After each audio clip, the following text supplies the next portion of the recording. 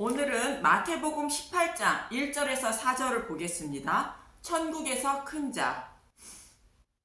예수님은 자신이 죽으시고 3일 만에 부활하셔야 하는 이유를 설명해 주셨는데, 먼저는 성령님이 오셔야 복음을 깨닫게 하여 교회를 세워 그들에게 천국 열쇠를 주셔서 아브라함에게 약속하신 대로 천하 만민을 구원하실 수 있다는 것이며, 두 번째는 예수님이 죽으시고 부활하셔야 생명의 속정인 성전세를 내어주심으로 그를 믿는 자들이 영원한 생명을 얻을 수 있다고 말씀하셨습니다. 그래서 예수님이 내어주신 성전세를 저와 여러분이 하나님께 내는 방법은 예수님의 입에서 나온 복음의 말씀을 취하고 복음의 말씀을 잊지 않기 위하여 힘쓰고 애쓰는 것이 성전세를 내는 것이라 말씀드렸습니다. 이렇게 예수님은 자신이 죽으시고 부활하셔야 하는 이유를 말씀하셨는데, 제자들은 아직도 그 뜻을 모르고 육적인 왕으로 오신 것이 아니라 하나님 나라에서 왕으로 오셨다는 것을 듣고 장차 하나님 나라에서 높은 자리에 앉으려는 마음으로 천국에서 누가 큰 자인지 예수님께 묻고 있는 것입니다. 본문 1절을 보면 마태복음 18장 1절, 천국에서 큰 사람. 그때의 제자들이 예수께 나와 이르되 천국에서는 누가 크니이까? 인간의 타락으로 마음을 잘 나타나는 말씀으로 천국에서도 서로 높은 자리에 앉으려는 제자들의 모습인 것입니다. 구원은 행위가 아닌 오직 은혜로만 구원을 받는다는 것을 알지 못하고 예수님을 따르고 있다는 것으로 구원은 당연한 것이고, 천국에서도 서로 높은 자리에 오르고 싶은 생각으로 예수님을 따르고 있다는 것입니다. 이런 생각은 고린도전서 15장 41절에 해의 영광이 다르고 달의 영광이 다르고 별의 영광이 다르다고 하는 말씀 때문일 것입니다. 고린도전서 15장 41절, 해의 영광이 다르고 달의 영광이 다르며 별의 영광도 다른데 별과 별의 영광이 다르도다.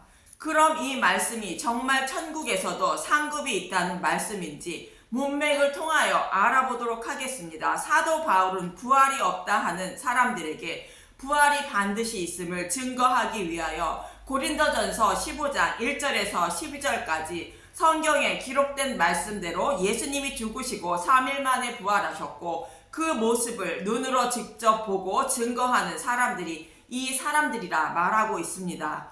고린도전서 15장 5절에서 8절을 보면 고린도전서 15장 5절, 게바에게 보이시고 후에 12제자에게와 고린도전서 15장 6절, 그 후에 500여 형제에게 일시에 보이셨나니 그 중에 지금까지 대다수는 살아있고 어떤 사람은 잠들었으며, 고린도전서 15장 7절, 그 후에 야고보에게 보이셨으며 그 후에 모든 사도에게와 고린도전서 15장 8절, 맨 나중에 만삭되지 못하여 난 자 같은 내게도 보이셨느니라.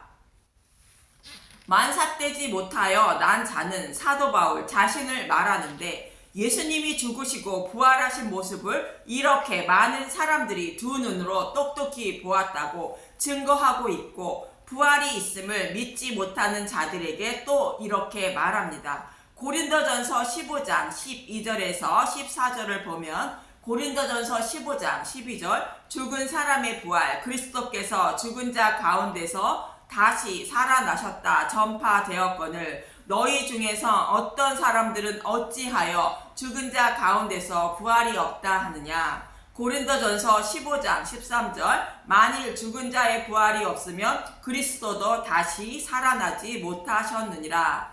고린도전서 15장 14절, 그리스도께서 만일 다시 살아나지 못하였으면 우리가 전파하는 것도 헛것이요 또 너희 믿음도 헛것이며, 죽은 자의 부활이 있기 때문에 우리가 증거하는 것처럼 예수님이 죽으시고 3일 만에 부활하셨다는 것입니다. 그리고 죽은 자가 어떻게 부활하고 어떤 몸으로 부활하는지 묻는 자들에게 이렇게 답하게 되는데, 고린도전서 15장 35절에서 44절을 보면 고린도전서 15장 35절, 몸의 부활, 누가 묻기를 죽은 자들이 어떻게 다시 살아나며 어떠한 몸으로 오느냐 하리니. 이 질문에 사도 바울은 씨앗을 파종하여 새싹이 자라나는 것을 비유하여 말하는데, 고린도전서 15장 36절 어리석은 자여 내가 뿌리는 씨가 죽지 않으면 살아나지 못하겠고, 고린도전서 15장 37절 또 내가 뿌리는 것은 장래의 형체를 뿌리는 것이 아니요 다만 밀이나 다른 것의 알맹이 뿐이로되, 고린도전서 15장 38절 하나님이 그 뜻대로 그에게 형체를 주시되 각 종자에게 그 형체를 주시느니라. 씨앗을 파종하면 싹이 트게 되는데, 이때 파종된 씨앗이 죽고 새 생명으로 살아난다는 것이며, 씨를 뿌리는 것이지 새싹이 나온 것을 뿌리는 것이 아니라는 것입니다. 그리고 하나님은 각각의 씨앗의 규칙을 정해 주셔서 씨앗이 죽어 새 생명으로 다시 태어나게 미리 정해 주셨다는 것으로, 씨앗을 뿌리면 씨앗이 죽고 각 종자마다 그 형체를 이루게 정해 주셨다는 것입니다. 보리를 뿌릴 때에 밀이 되지 않고 콩을 심을 때에 팥이 되지 않는 것을 하나님이 이미 정해 놓으셨고, 씨앗을 뿌리면 그 씨앗은 반드시 죽고 싹에 나게 정해 주셨다는 것입니다. 이 씨앗들처럼 사람의 육신도 죽으면 부활의 몸으로 다시 태어난다는 것을 하나님이 이미 정해 놓으셨다고 말하고 있는 것으로, 예수님이 죽으시고 부활하는 모습과 동일하게 사람도 죽으면 반드시 부활한다는 것을 하나님이 이미 정해 놓으셨다는 것입니다. 그리고 이제는 씨앗이 아니라 이 땅에 살아가는 사람과 짐승과 새와 물고기를 비유하여 하나님이 정해 놓으신 규칙을 설명하는데, 고린도전서 15장 39절 육체는 다 같은 육체가 아니니 하나는 사람의 육체요, 하나는 짐승의 육체요, 하나는 새의 육체요, 하나는 물고기의 육체라.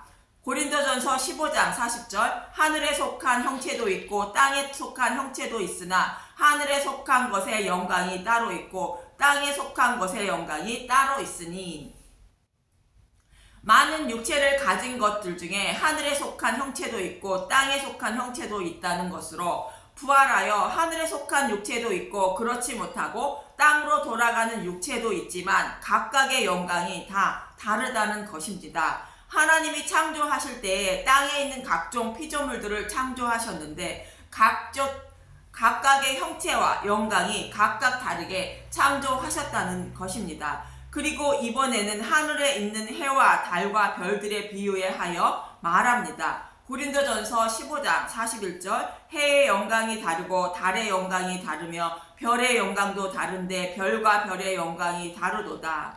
하나님이 창조하신 해와 달과 별과 별들의 영광이 각각 다르게 하나님은 창조하셨다는 것입니다. 상급이 있다는 말씀이 아니라 하나님이 창조하신 모든 피조물의 영광이 서로 다르게 창조하셨다는 말씀입니다. 이 모습처럼 사람의 부활은 창조하실 때 하나님이 이미 정해 놓으셨다는 것으로, 사람의 몸이 반드시 부활할 것을 비유하여 42절부터 이렇게 말합니다. 고린도전서 15장 42절 죽은 자의 부활도 그와 같으니 썩을 것으로 심고 썩지 아니할 것으로 다시 살아나며, 씨앗이 죽어 새싹이 자라나듯 사람은 육신이 죽어 썩지만 영원히 썩지도 않는 몸으로 다시 살아난다는 것입니다. 고린도전서 15장 43절 욕된 것으로 심고 영광스러운 것으로 다시 살아나며 약한 것으로 심고 강한 것으로 다시 살아나며, 욕된 것인 보잘것없는 몸이 죽으면 영광스러운 몸으로 부활하고, 죽을 수밖에 없는 약한 몸이 죽고 부활하여 영원히 죽지 않는 강한 몸으로 다시 살아난다는 것입니다. 고린도전서 15장 44절 육의 몸으로 심고 신령한 몸으로 다시 살아나니 육의 몸이 있은즉 또 영의 몸도 있느니라. 이 육신의 몸은 죽지만 신령한 몸으로 살아난다는 것으로, 우리에게는 육신의 몸이 있고 영의 몸도 있다는 것입니다. 사람이 죽으면 반드시 부활하여 영의 몸을 가지게 된다는 것입니다. 이 말을 하고 사도 바울은 사람이 죽으면 반드시 부활이 있으니 썩지 않을 복음으로 사망의 몸이 아닌 생명의 부활의 몸을 입어야 한다고 말하고 있는 것입니다. 이처럼 해의 영광이 다르고 달의 영광이 다르며 별의 영광도 다르다는 것은 이 땅에서의 행위에 따라 천국에서 받는 상급이 다르다는 뜻이 아니라 사람이 죽으면 반드시 예수님처럼 부활하신다는 것을 강조하기 위한 것으로 이 규칙을 하나님이 창세전에 이미 정해놓으신 것이라 말하고 있는 말씀입니다.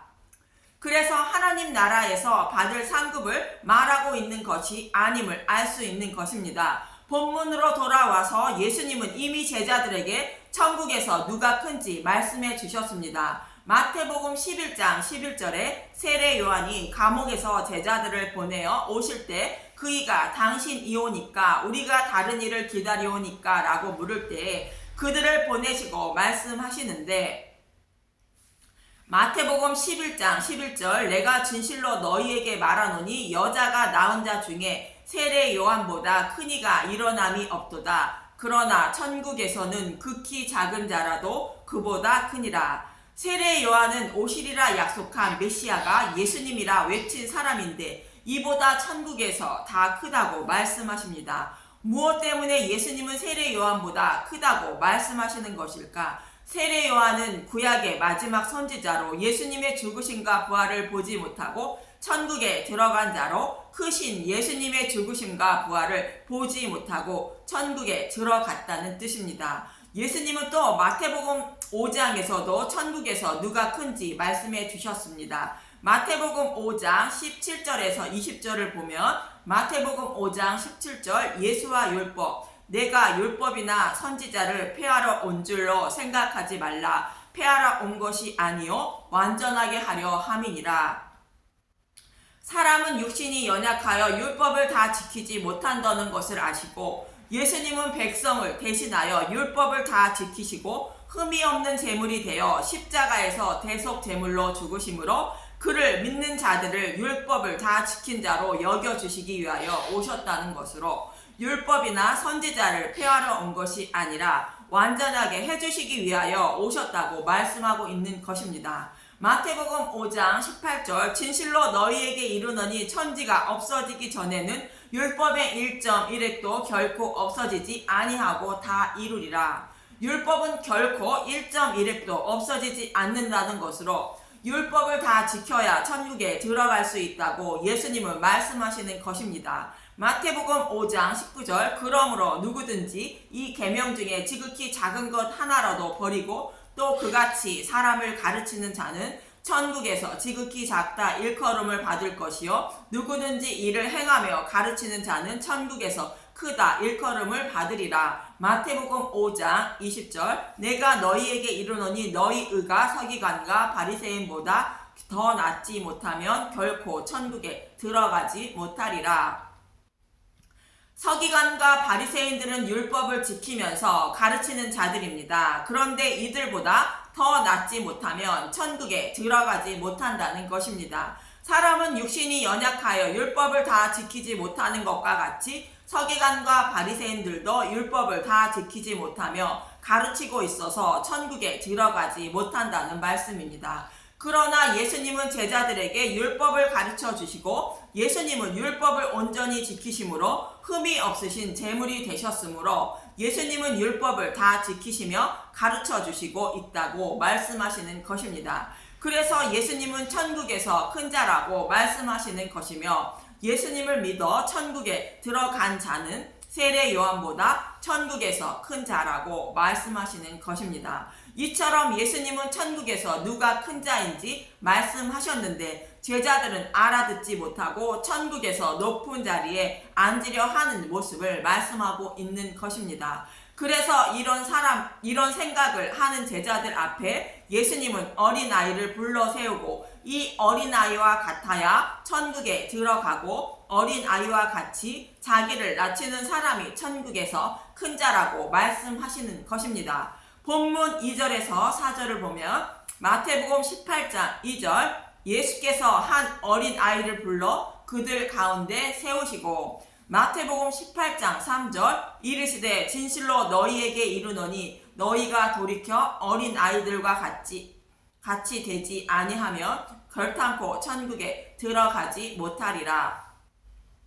마태복음 18장 4절 그러므로 누구든지 이 어린아이와 같이 자기를 낮추는 사람이 천국에서 큰 자니라.